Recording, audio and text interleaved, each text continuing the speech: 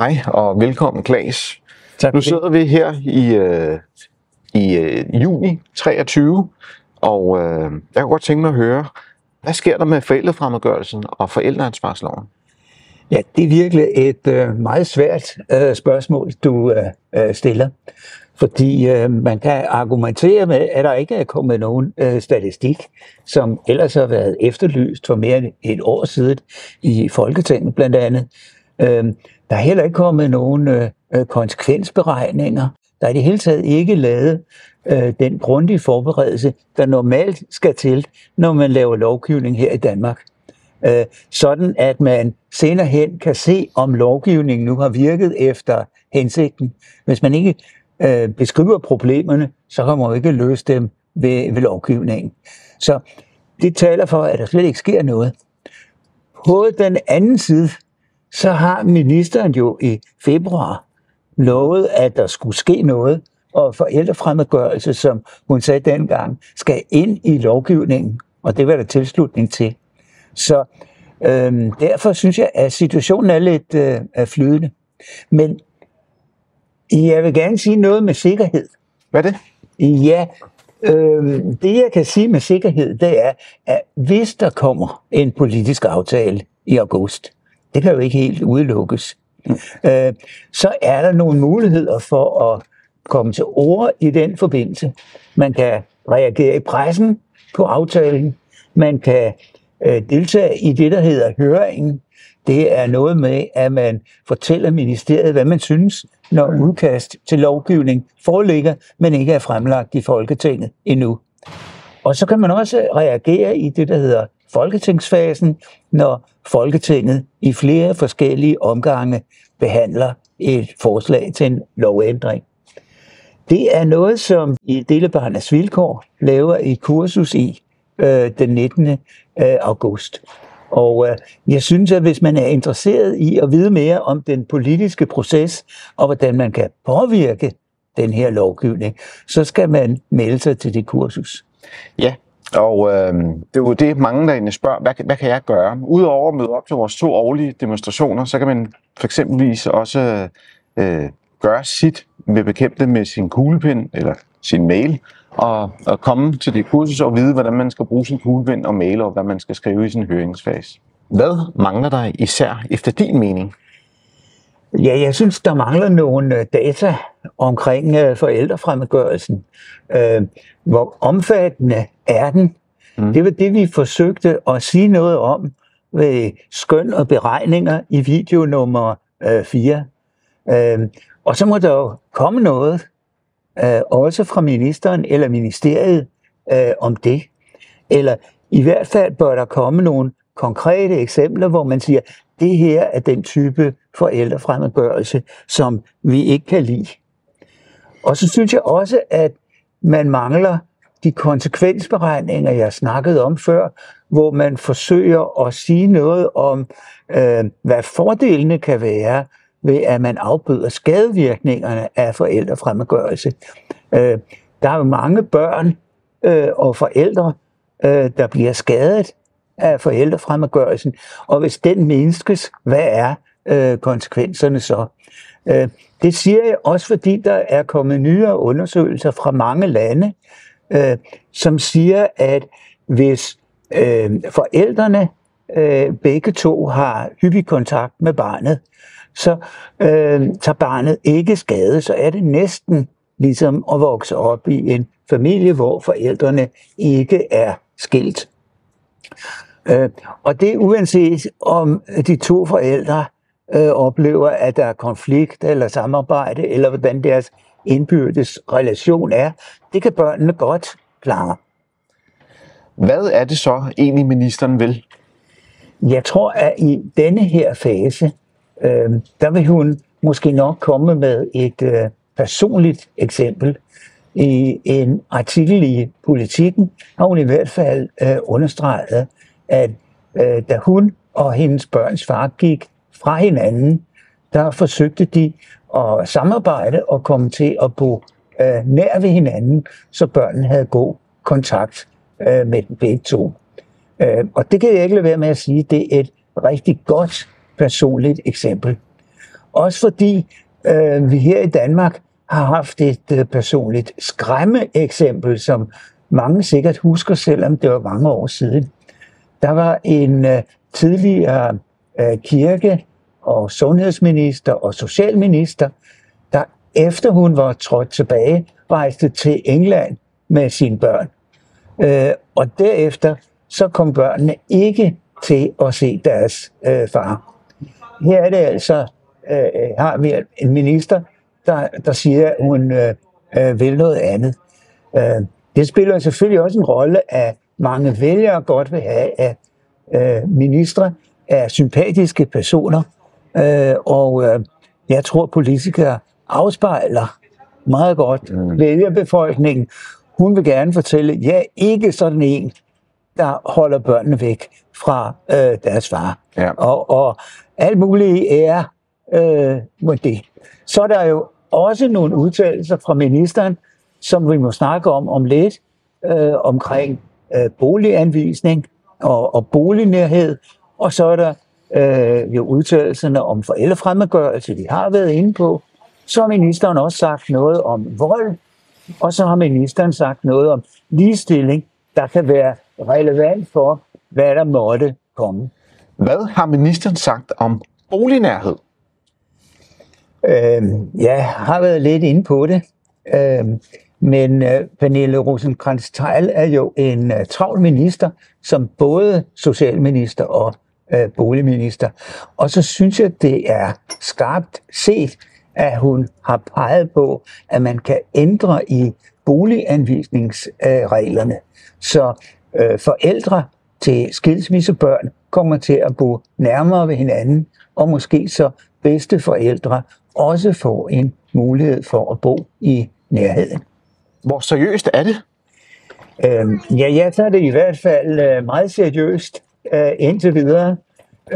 Nu har vi fået en minister, som siger, hun vil indarbejde forældrefremmedgørelse, og som kommer med et godt personligt eksempel. Og så synes jeg, vi skal glæde os over det, selvom man samtidig kan sige, at der er meget, der mangler. Men jeg forstår godt din bekymring på en måde, fordi der skal jo først forhandles med lejerorganisationer og med boligselskaber.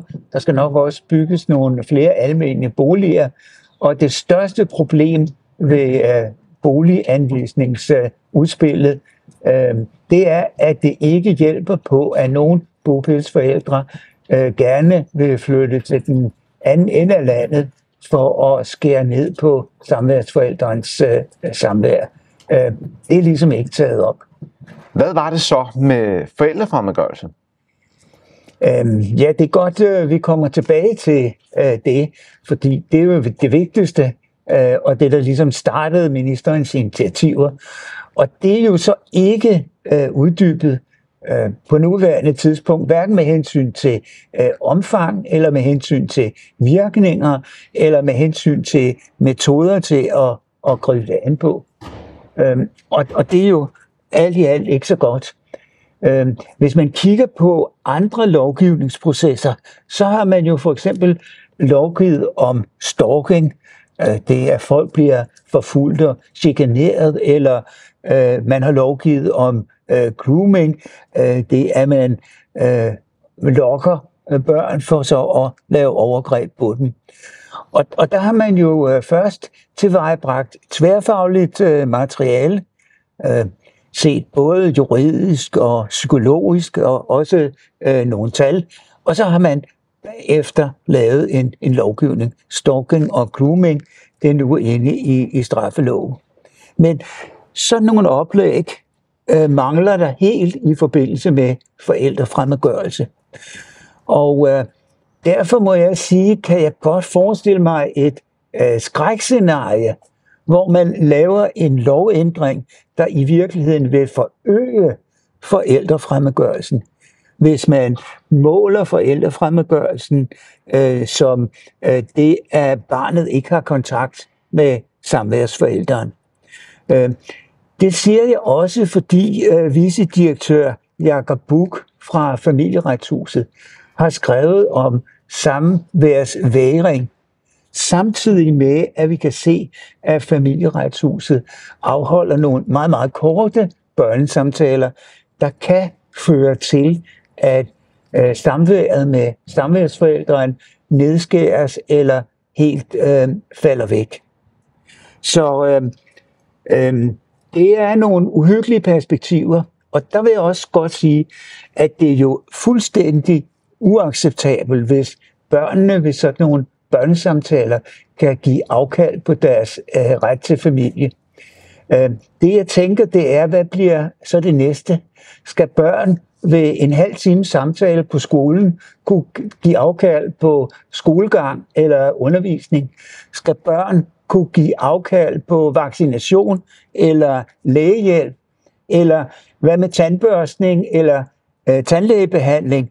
Er det også noget, børn selv skal kunne vælge? Retten til familie, det er en ret, som skal beskytte børnene, ligesom deres ret til lægehjælp og skolegang er en ret. Det synes jeg, at der har været alt for dårlig forståelse for. Det her er du heller ikke helt alene om at synes. Så. Men vold i familien, det er ministeren vel imod? Ja, jeg ved ikke, hvad jeg skal sige, men det er noget af det, ministeren udtalte sig om den 10. februar i år og i Folketinget, og jeg vil godt citere: i andre tilfælde, sagde ministeren, er der tale om vold eller overgreb eller andre ting, som jo er ganske alvorlige, og hvor den distancering er helt relevant for at passe på barnet. Det var altså, hvad ministeren har sagt om vold.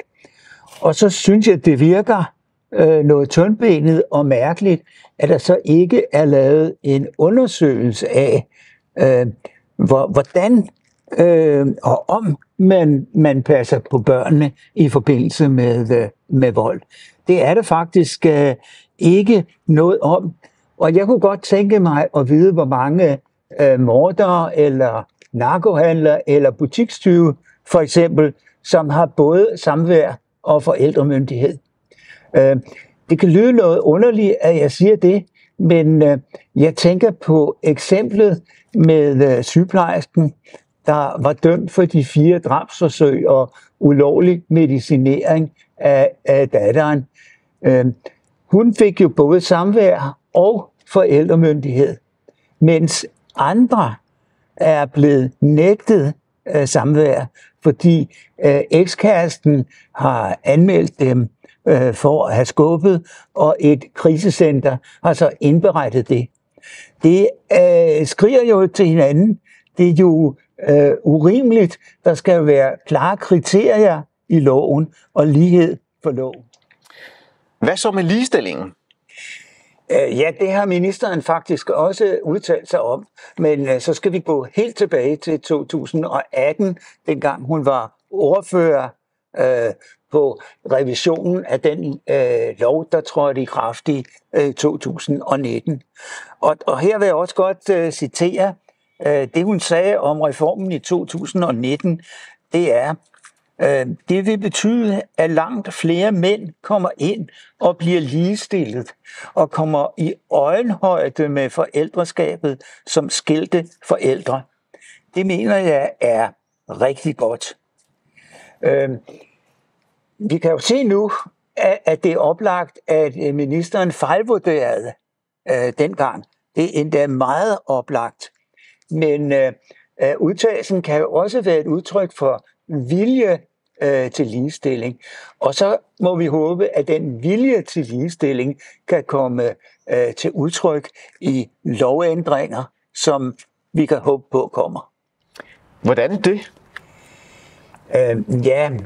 De 2 forældre skal ligestilles, så der reelt ikke er forskel på bopælsforældrens forhold og samværsforældrens forhold.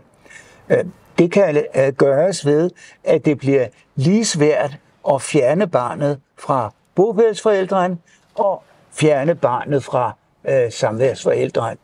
Der skal i begge tilfælde, synes jeg, en grundig psykologundersøgelse og advokatbistand, som er gratis til forældrene.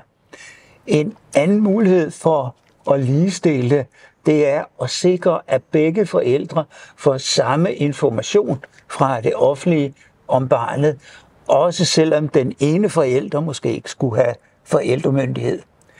En tredje mulighed for at ligestille, det er at sikre, at begge forældre får nogenlunde samme mulighed for tilskud. For eksempel boligtilskud til et børneværelse, både til bopælsforældre og samværsforældre, hvis man bor i en lejebolig. Endelig så ligger der jo noget ny forskning fra flere lande, som tyder på, at ligestillet samvær det kan bekæmpe partnervold og partnerdrab, noget som er meget vigtigt i den fungerende regeringsgrundlag. Det håber jeg, at ministeren får øje på. Og så kan man jo håbe på en reform, som både indbefatter ligestilling, reduktion af forældrefremmedgørelse og samtidig voldsbekæmpelse ved at partnerdrab og partnervold reduceres. Hvad så konklusionen på alt det her? Alt i alt så har vi en sympatisk minister, som vil gøre noget for ligestilling, og som vil være med til at forhindre forældrefremmedgørelse. Det hjælper bare ikke, at hun går foran med et personligt eksempel. Der skal meget, meget konkret lovgivning til. For eksempel de 7 punkter, vi nævnte i video nummer 4. Hvis det ikke sker, så risikerer vi, at ministerens signaler bare til en slags blålys, der ikke fører nogen steder hen. Man har jo i årevis snakket om, at fædrene skulle på banen her. Begge forældre skulle på banen her, og de er ikke kommet der. Jeg håber virkelig, der sker noget, og at ministeren træder i karakter for at få det gennemført.